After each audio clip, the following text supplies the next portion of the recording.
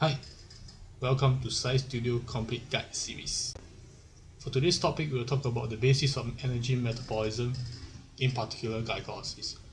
I'll briefly mention the basics of glycolysis, but most importantly, how to memorize both the enzyme and its substrate in a fun and stress-free way. Yes, both of it by the end of this video starting now. First, let's zoom out and see the big picture of cellular respiration. There are three phases of cellular respiration. Today we will elaborate on the first step, glycolysis, following which we will have the Krebs cycle and ultimately electron transport chain.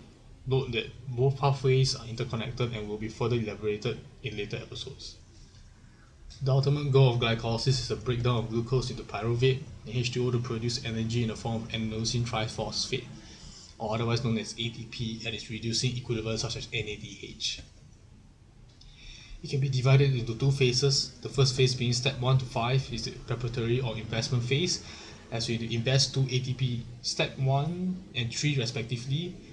In the second phase being step 6 to 10 is the payoff phase when you reap the ATP you sow in the investment phase.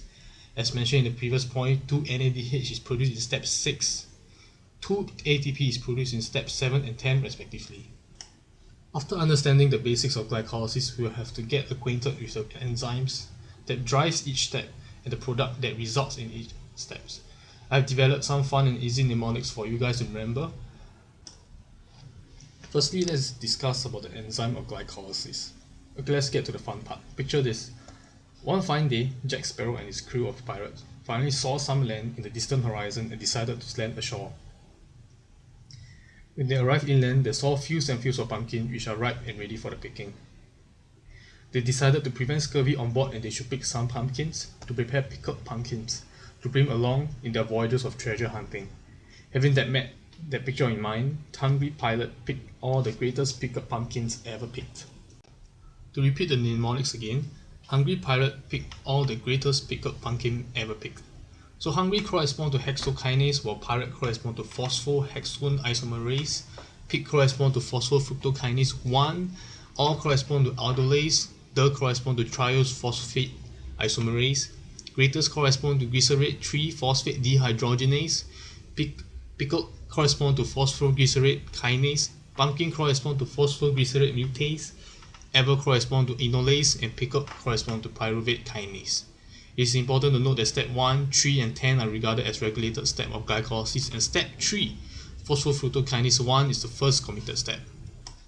The preparatory phase involves the phosphorylation of glucose and its conversion into glyceride 3-phosphate, meaning to which is 6 carbon into 2 3 carbon.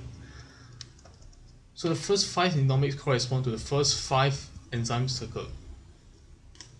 The payoff phase involves the oxidation phosphorylation of glyceride 3-phosphate to pyruvate and couples formations of ATP and NADH.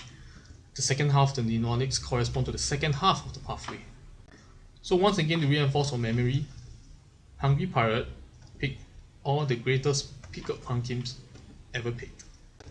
After memorizing the enzyme of glycolysis, we'll have to get acquainted to the substrate that results in each step. Of course, to better memorize the substrate, I developed some fun and easy mnemonics for you guys to keep in mind again. So let us begin. Picture this. You've come home after school and you've asked where your dad and your little sister went. You looked out the window and you see this view. And remember that your dad did mention he wanted to prepare his signature pumpkin pie. So you thought to yourself, goodness gracious, Father Franklin did go by picking pumpkins to prepare pies. The mnemonics for substrate of glycolysis are as follows. Goodness gracious, Father Franklin did go by picking pumpkins to prepare pie.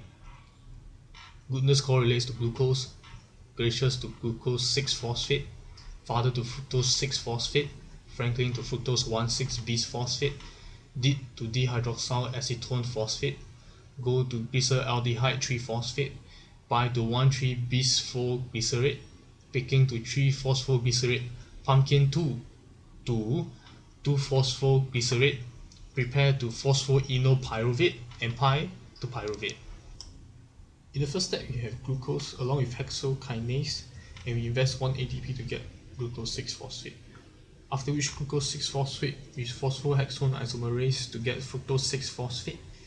In the third step, phosphofructokinase 1 along with the help of 1 ATP to get fructose 1,6-bisphosphate. Note that this particular third step is very important, arguably the most important step in glycolysis. It has a lot of regulation to regulate these steps, such as allosteric, feedback and feed-forward, transcriptional and covalent regulation, which I will discuss more in detail in another video. Moving on, the fourth step is the cleavage of 6-carbon sugar, fructose 1,6-bisphosphate, to the 3-carbon phosphates, which are glyceraldehyde 3-phosphate and dihydroxyl acetone phosphate respectively with aldolase. In the fifth step is the conversion of dihydroxyl acetone phosphate to glyceraldehyde 3-phosphate, thus effectively having 2 of them.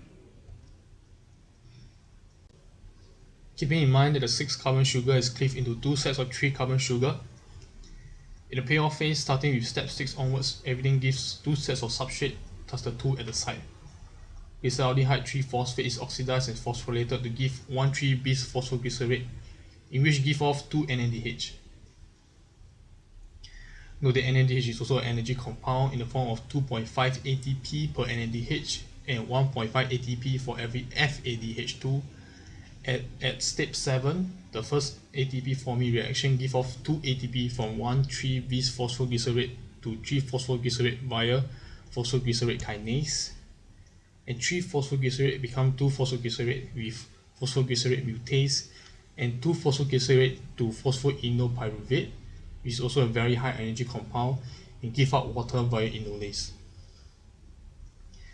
At the last step, step 10, phosphoenolpyruvate, otherwise known as PP, is converted to pyruvate and gives off 2 ATP via pyruvate kinase, and pyruvate will then be fed into the Krebs cycle or gluconeogenesis, which will be discussed in another video. Finally, the summary of glycolysis. Glycolysis can take place in either anaerobic or aerobic condition, thus do not require oxygen. However, in anaerobic condition, these produce ethanol, and in human, we produce lactate from pyruvate, and sometimes we feel the ache or burn during strenuous exercise. This is partially caused by lactate production. The first product entering glycolysis is glucose, and the last product leaving is pyruvate. These are the steps where ATP is invested and a payoff including NADH. The numbers in red are in negative, as negative kilojoules per mole is thermodynamically favorable, thus essentially irreversible, namely step 1, 3, and 10. Therefore, most often that these 3 steps are regarded as the most important 3 steps of glycolysis, and there are many forms of regulation involved. The summary of glycolysis. Glycolysis consists of 10 steps, step 1 to 5 being preparatory with 2 ATP invested in step 1 and 3. Step 6 to 10 is payoff with 4 ATP produced in both step 7 and 10. 4 ATP produced minus 2 invested, giving us 2 ATP in net. Step 1, 3 and 10 are highly regarded and essentially irreversible, with step 3 being the first committed step. A final recap of our glycolysis mnemonics before I leave you. Hungry pirate, pick all the greatest pickled pumpkins ever picked. This is referring to the enzyme of glycolysis, and refer to the timestamp in the description below for respective enzyme names. Goodness gracious, Father Franklin did go by picking pumpkins to prepare pies. So this is for all the substrate for glycolysis, and once again refer to the timestamp below for their respective substrate names. After understanding all the basics of glycolysis and armed with 2 powerful and innovative mnemonics to memorize all the enzymes and their respective substrate, I hope that you enjoyed this video, and if you want to see more videos like this, hit the subscribe button below and hit the bell icon so you will not miss any video like this in the future. Do support us by visiting SciStudio on Patreon. Thank you, and we'll see you again.